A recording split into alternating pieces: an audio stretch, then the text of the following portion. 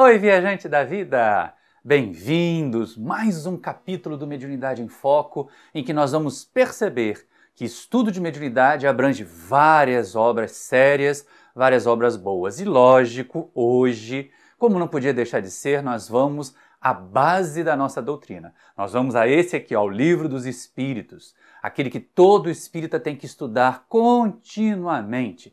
E não é que lá traz um material muito interessante nas questões que tratam da ação dos espíritos sobre o mundo material, que nós podemos utilizar para estudar mediunidade, que é exatamente o item chamado possessos, que Allan Kardec trata lá no capítulo 9 da segunda parte. E aí é tão interessante porque, assim, na crendice popular, no imaginário popular, e principalmente porque a observação literal dos textos do Evangelho dão a entender que um espírito entra no corpo de uma pessoa, possui essa pessoa, e essa pessoa possuída ou possessa faz coisas esquisitas, faz aquelas coisas estranhas que nós atribuímos à obsessão? Pois é, muitas pessoas ainda acham até hoje, século XXI, que possessão é isso. Um espírito entra no corpo da gente, toma conta do corpo da gente, age no lugar da gente e a gente não pode fazer nada. Fica lá irresponsável, não tem responsabilidade pelo que está acontecendo, porque tadinho da gente, o espírito me tomou. Tem médium que diz isso. Ai, o espírito me tomou de repente, e aí eu me joguei no chão, e aí eu gritei, e aí eu chutei a mesa. Mas não é nada disso. Quando a gente vai estudar com Allan Kardec, lá no Livro dos Espíritos, a gente aprende muito a respeito dessa influência que os espíritos existem e exercem sobre nós. É claro que nós já comentamos sobre isso lá nos capítulos sobre obsessão. São 3 capítulos sobre obsessão. Vocês vão começar a ver os cards deles aparecendo aqui, ó, desse lado, um depois do outro, em que a gente fala dos tipos de obsessão, de como elas são, mas aqui a gente vai trazer o conteúdo do Livro dos Espíritos. E alertas importantes para nós médiuns, para aqueles que observam a mediunidade e para quem quer ajudar obsidiados a saírem do processo obsessivo. Porque a gente não consegue fazer nenhum milagre, a doutrina espírita não propõe milagre. O que a doutrina espírita faz é impulsionar as criaturas para que elas sejam as realizadoras da sua própria transformação. Então, a respeito dessa preocupação que a gente vê nos filmes de terror, que a gente vê no imaginário popular, que a gente lê nos textos do Evangelho, que os espíritos entraram nos porcos, que os espíritos saíram de um determinado endemoniado lá, quer dizer, dando a impressão de que os espíritos estavam dentro do corpo da pessoa, Allan Kardec vai perguntar aos benfeitores espirituais na questão 473, mais ou menos nesses termos assim como está lá na minha tradução do Livro dos Espíritos. Olha só. Um espírito pode tomar momentaneamente o invólucro corpóreo de uma pessoa viva, isto é, pode introduzir-se num corpo animado e agir no lugar do espírito que nele se encontra encarnado?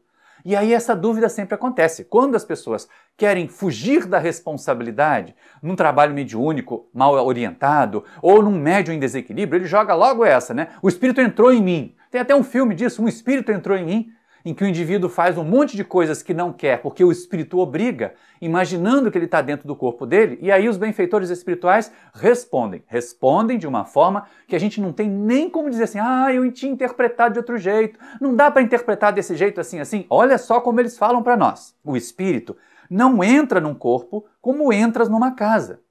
Identifica-se com um espírito encarnado, cujos defeitos e qualidades sejam os mesmos que os seus, a fim de agirem conjuntamente. Então, olha só, não é aquela ideia da incorporação, tanto que quando nós estudamos a mediunidade da psicofonia, nós passamos a não usar o termo incorporação, porque incorporação também dá essa impressão de que o guia entra no corpo do médium. Nem guia entra no corpo do médium, nem espírito obsessor entra no corpo do obsidiado.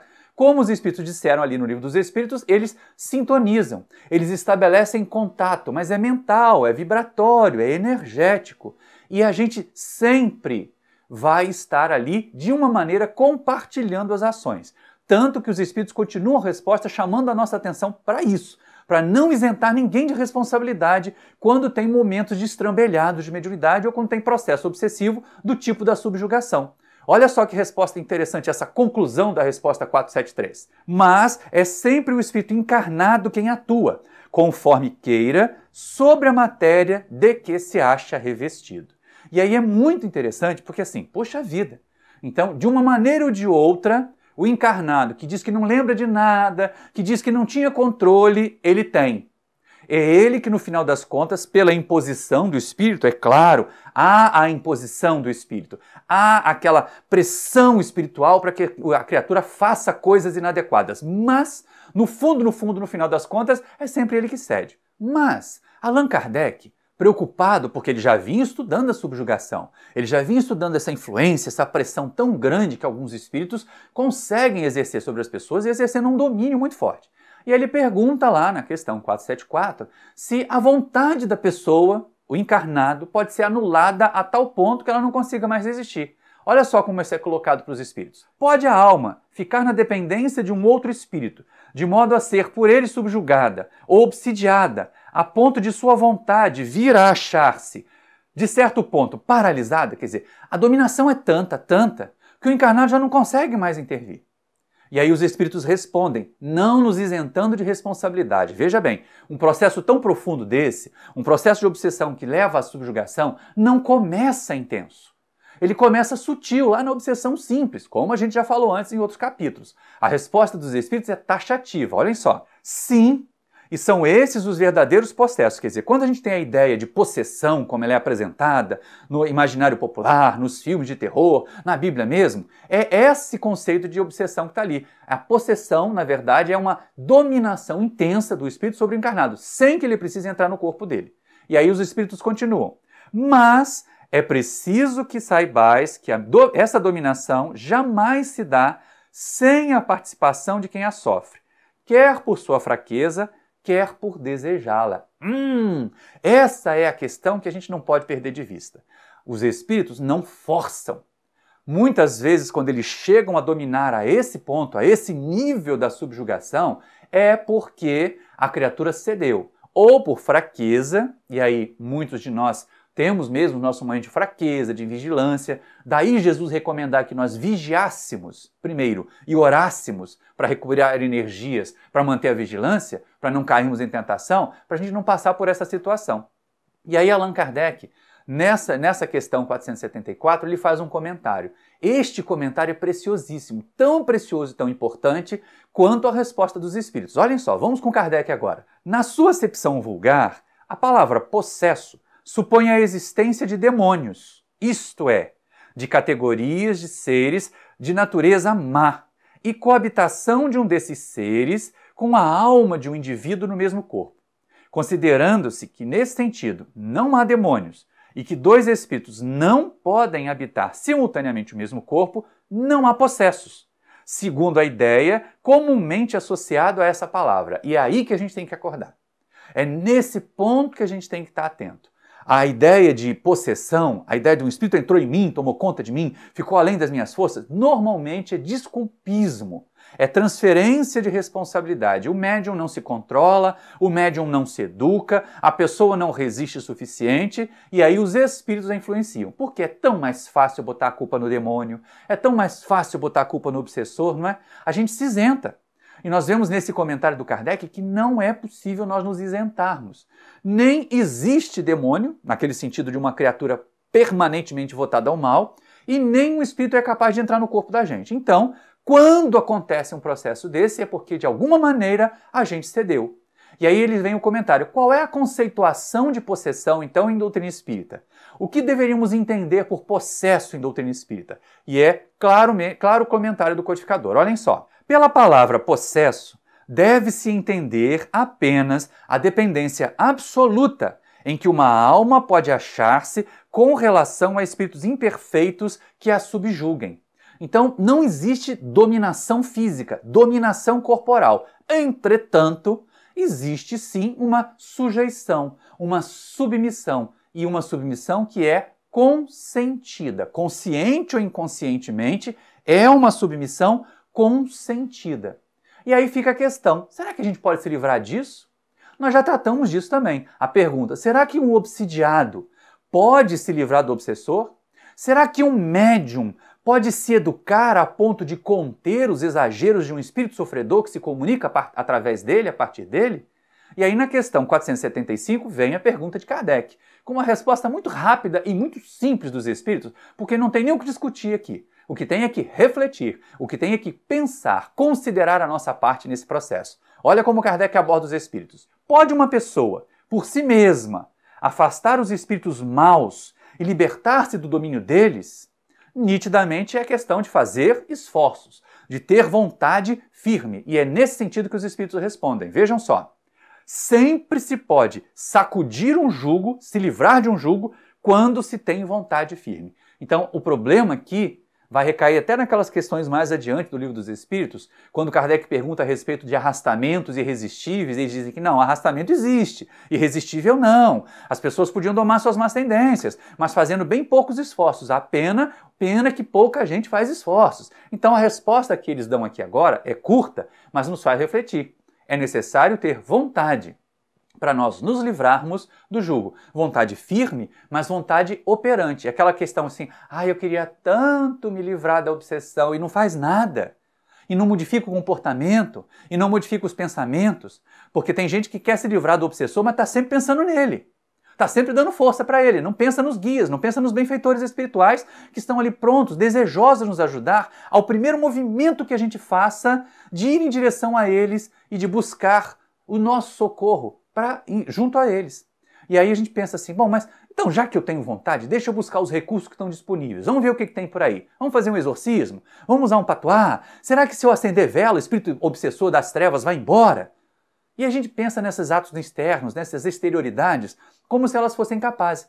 Se eu usar uma medalha benta, uma medalha ungida, será que os espíritos vão se afastar por causa dessa medalha, por causa desse colar, por causa dessa pulseira, por causa da minha fitinha do Senhor do Bonfim presa lá no retrovisor do carro? Essas coisas fazem sentido? Será que espírito atrasado vai dar atenção mesmo para isso?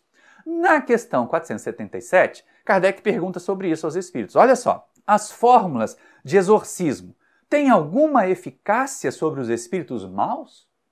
Mas não é exatamente aquilo que a gente está falando? E aí os espíritos respondem para a gente ficar alerta, para não fazer papel de bobo, não fazer papel de trouxa. Não! Quando esses espíritos veem alguém tomá-las a sério, riem-se e se obstinam. É aí que eles pegam mais ainda no nosso pé. Ô seu trouxa, tá usando um patuá achando que isso vai te proteger e não muda o pensamento? Continua fazendo fofoca? Continua sendo ambicioso? Continua sendo egoísta? Não vai adiantar nada. E eles ficam lá encarniçados ali, nos cutucando o tempo todo, fazendo com que a gente realmente experimente esse tipo de situação. E aí sim, quando essa situação está grave demais, quando o indivíduo já passou do problema da obsessão simples, já chegou à subjugação mais absoluta, ou a fascinação, que é o caso pior, em que ele gosta do que está acontecendo com ele, acha que o espírito é um guia iluminado, será que uma terceira pessoa pode ajudar? Porque é exatamente isso que a gente vê. Vê nos livros da codificação, vê nas obras sérias, subsidiárias, vê nos textos do Evangelho sempre uma terceira pessoa, lá no Evangelho dizendo que estavam expulsando os demônios. Jesus, com a sua ação, com seu ascendente moral, tinha essa autoridade para determinar que um espírito mau se afastasse de uma pessoa que já havia concluído a sua prova da obsessão naquela encarnação e merecia uma nova chance. Mas, nos nossos tempos, nos nossos dias, uma terceira pessoa pode intervir? Pode, de alguma maneira, proporcionar essa possibilidade de separação, mas não é isso mesmo que a gente faz na reunião de desobsessão? Então, olha só a resposta que os espíritos dão a essa pergunta se um terceiro pode ajudar a cessar a obsessão, ou a possessão aqui nesse caso. Todavia, essa terceira pessoa, dizem os espíritos, será impotente se aquele que estiver subjugado ou fascinado não lhe prestar o seu concurso. Então, pode.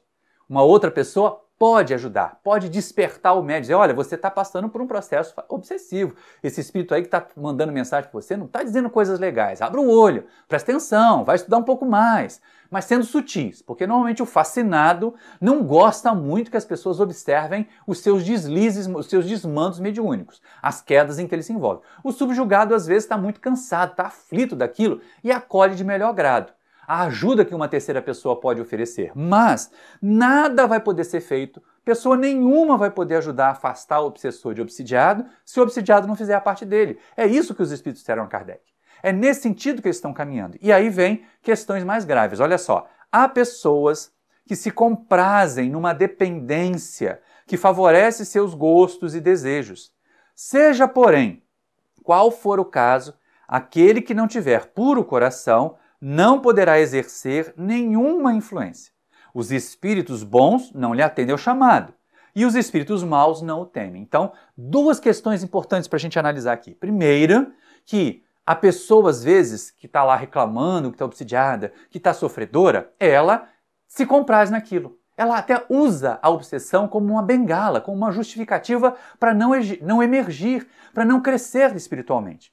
A gente viu isso bem claro lá no caso do Libório, no livro dos Domínios da Mediunidade, a capa dele vai aparecer aqui para a gente lembrar, em que a noiva dele, encarnada, é que na verdade ficava atraindo o desencarnado para ele continuar vampirizando ela.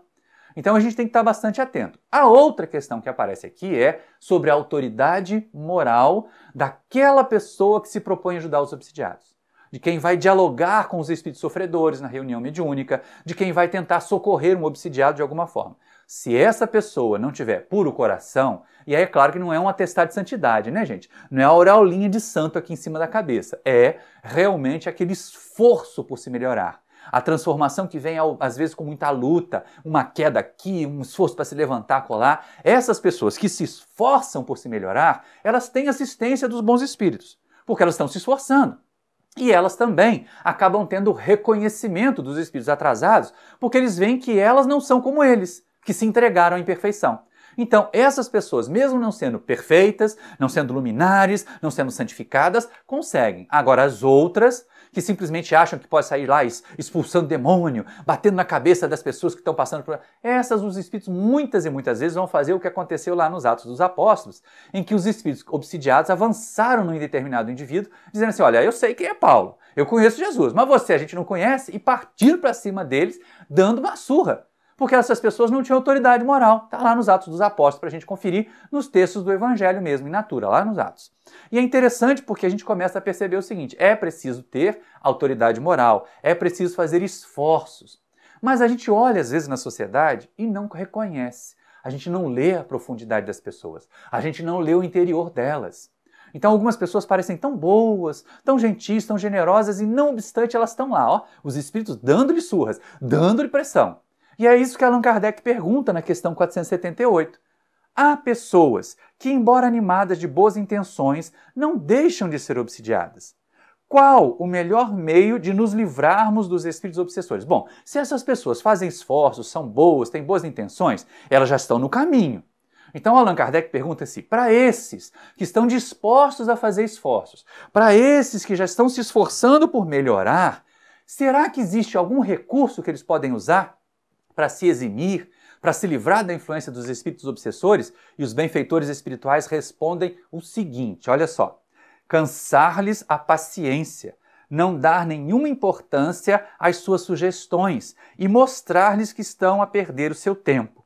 Ao verem que nada conseguem, afastam-se. E essa é uma questão que a gente às vezes pensa assim, eu vou cansar o espírito, não vou dar ouvido. Não é isso não, gente. Assim a gente está dando ouvido. Assim a gente está valorizando a pressão que eles estão recebendo. É mudar a nossa sintonia, é mudar o nosso pensamento, é fazer reflexões. Mas espera aí, esse pensamento é meu mesmo? Será que eu estou mesmo com vontade de fazer essa coisa errada? Ou é alguma sugestão que está vindo? Se é alguma sugestão, errou. Não vai conseguir. Eu vou seguir aqui pelo caminho certo, não vou seguir pelo caminho errado. E dessa forma, nós vamos cansando os obsessores. É lógico, né? Isso não é uma coisa de um dia, de uma semana, é o trabalho de uma vida algumas vezes. Às vezes de décadas, resistindo, tentando provar para os espíritos que nós não somos mais aqueles seres inferiores que eles odeiam. Como a gente viu no filme sobre o Divaldo Franco, as perseguições que o tal Máscara de Ferro exercitaram sobre ele duraram 20 anos. Até que ele finalmente conseguiu convencer o espírito que não era mais aquele algoz do passado, que não era mais aquela criatura horrorosa que o espírito odiava. E ainda assim não termina de um jeito muito bom, né? O espírito diz assim, olha, eu não vou te amar, mas eu já não consigo mais te odiar. Isso já é um progresso para muita gente. Uma outra ideia é a gente realmente fazer o bem, praticar o bem. Essa de não dar ouvidos aos espíritos, às sugestões que eles fazem, porque são sugestões para fazer coisa errada. Então, se a gente está permanentemente ocupado fazendo coisas certas, a gente começa a criar esse halo de proteção em torno de nós. Começa a atrair para junto de nós espíritos melhores. Porque algumas pessoas imaginam assim, ora por mim lá no centro, bota o meu nome na desobsessão, faz prece por mim aí. Às vezes batem na nossa porta altas horas da noite, eu estou me sentindo muito pressionado pelos espíritos, ora comigo aqui. Nós temos uma companheira, ela já está no mundo espiritual já há bastante tempo, mas ela tinha o condão de acolher pessoas sofredoras e tudo mais, e não é que um monte de gente abusava disso? De vez em quando ligavam para a casa dela 2, 3 horas da manhã com aflições e o obsessor está me perturbando, eu estou com esses pensamentos, faz uma prece aí para mim. E aí essa ideia da prece, ora que melhora, que não convence ninguém mais, que para nós espíritas já deveria ter sido banida faz tempo, espírita que bota esse adesivinho no carro não entendeu nada ainda de espiritismo, a gente começa a perceber o seguinte, será que só prece basta? Será que a prece sozinha é capaz de resolver o problema obsessivo?